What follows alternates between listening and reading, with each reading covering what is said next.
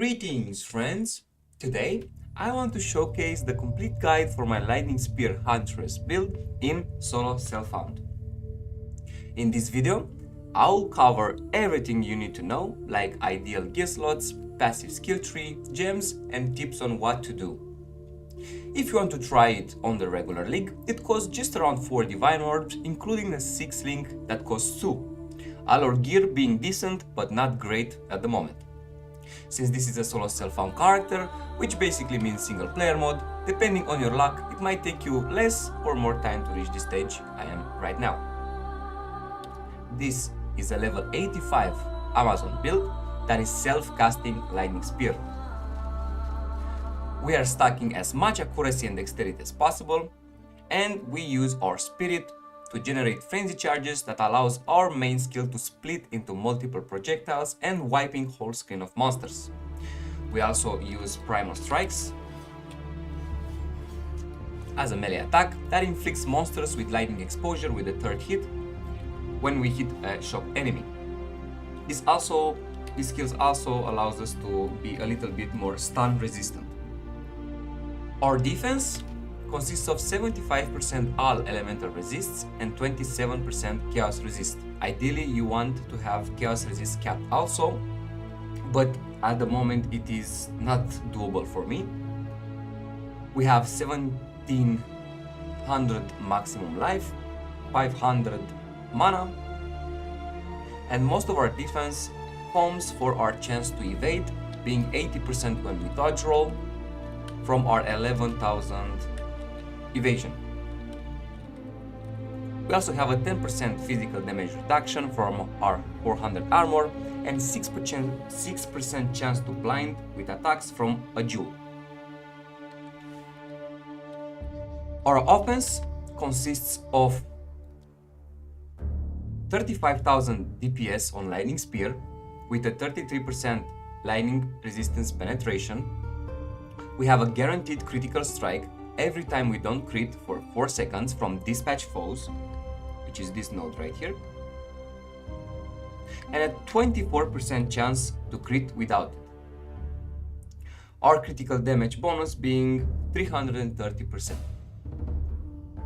We also have around 6,000 main hand accuracy rating, and we want to get more and as much as possible.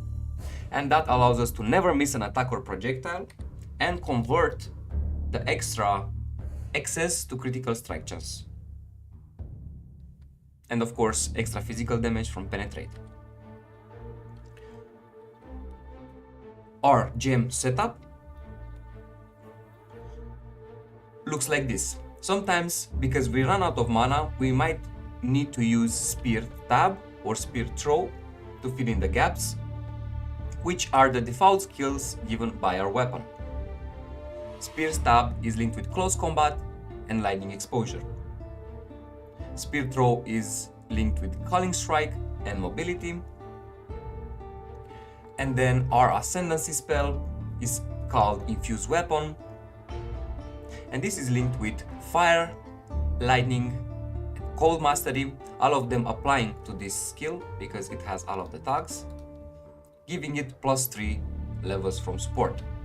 We also use execute to deal 50% more damage with hits against enemies that are on low life. Our main skill, Lightning Spear, is linked with Primal Armament, Longshot, Bolt, Bullseye, and Lightning Infusion. Our secondary skill is called Primal Strikes and is linked with Elemental Focus, Martial Tempo, Excoriate, and Unbreakable. Our utility skills are Thunderous Leap, linked with Shocking Leap, Hit and Run, and Fist of War. And this spell is primarily used to traverse unfriendly terrain, allowing us to jump over gaps and enemies. We also use Disengage, linked with Rage, for faster movement speed and dodges on boss fights. For our spirit reservation, we require a minimum of 196 spirit to run all of our auras, but ideally we want more than 200 so we get a bit more bonuses from other things too. But at the moment, this is how much we can manage. And we get 100 from campaign, but we need to get a bit of spirit on both our amulet and body armor to be able to run all of them. Our first aura, and most important, is the Herald of Thunder. This is linked with electrocute, innervate, and neural overload. And we make it so that our Herald does not shock but electrocute, and this way we can take full advantage of combat frenzy, which says chance to gain a frenzy charge when you electrocute an enemy no more than 4 seconds, and then chance to gain additional charge when you do. We use cast on shock to cast Sniper's Mark on enemies, and this allows us to get a frenzy charge whenever we crit a marked target. Profusion gives us additional charges, and lifetap allows us to use life instead of mana, because it is quite troublesome to sustain mana on this character, because we do not have access to percent mana on kill jewels or very good anointments that reduce our mana cost, so we have to make do with what we have. Very important thing here, you have to be careful to save a level 8 spirit gem for this cast on shock, or you will have to farm it in Act 2 normal Deshard to drop it. Otherwise, there is practically no way to reach big numbers of intelligence, since we already need some strength for our spear and we stack dexterity. As you can see, we have 64 and 64 int and strength, and that allows us to wear this cast on shock level 8 along with our spear that requires 60 strength. We have our Wind Dancer, and this grants us extra evasion, and it works real well with our helmet, allowing us to keep our tailwind all the time. Last but not least, we have Companion, Cultivated Grow, with 20% quality. Its type not being important, but I recommend capturing a beast with extra physical damage aura. The flame walls are a very nice way to do AoE damage to normal monsters, especially earlier in the game.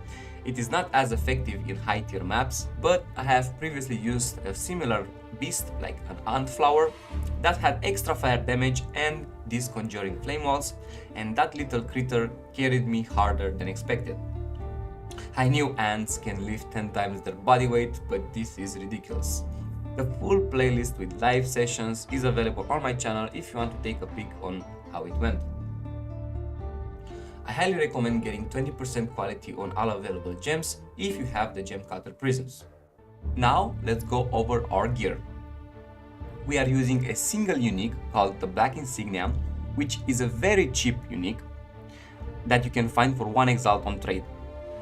But on solo sell found, this is priceless because you have to find it. I corrupted it for an extra socket and socketed some resist runes, and that allows us to cap or resist more easily. In an ideal world, you will probably want to switch this for dexterity attributes in the rune slots. This helmet allows us to get tailwind for even more skill speed, and in combination with Wind Dancer and high evasion, it is quite reliable, so this is a very good choice for our build. For our spear, it is mandatory to have high physical damage roll along with any critical attack speed or accuracy. This is where we get most of our damage, so it is important to try recombining or reforging all the spears that we get. Ideally, we want to corrupt it too at the end when we have a good one for an extra socket, but I have not found any spears and I can't afford losing my best one yet.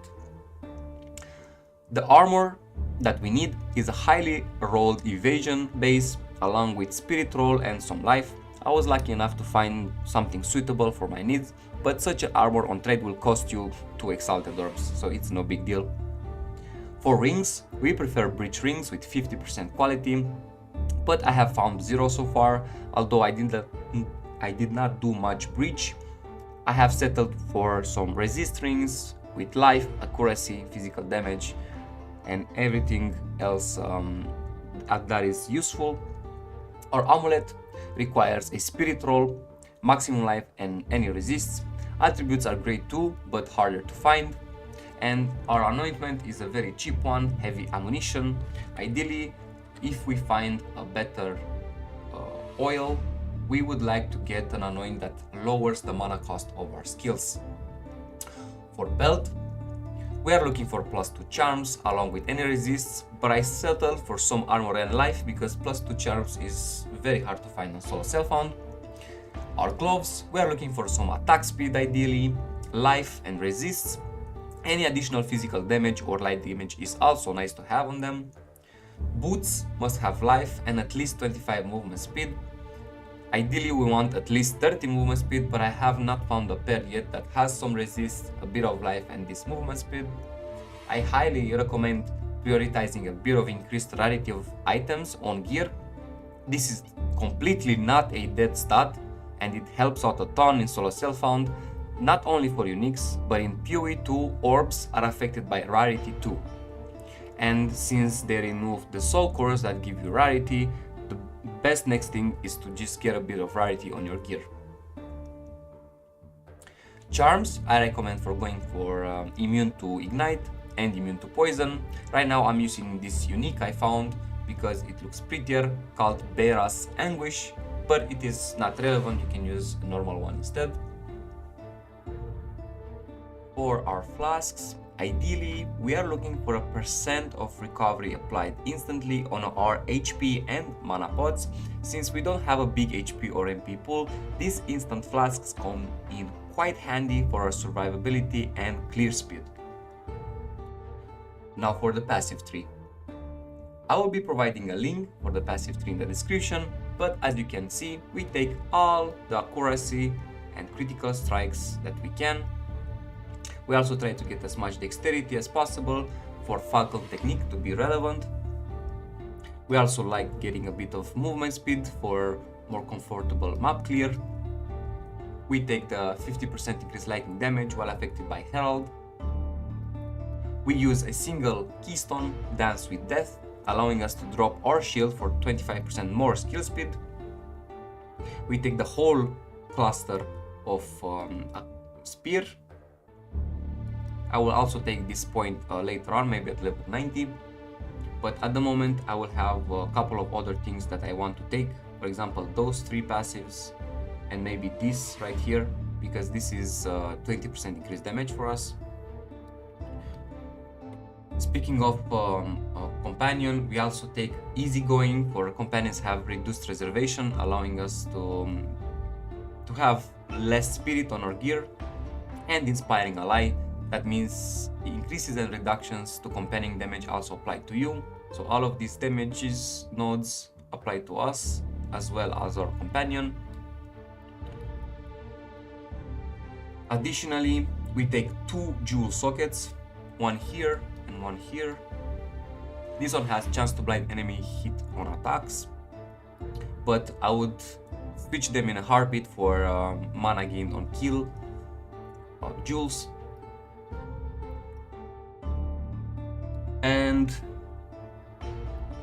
for the ascendancy points, we take elemental infusion.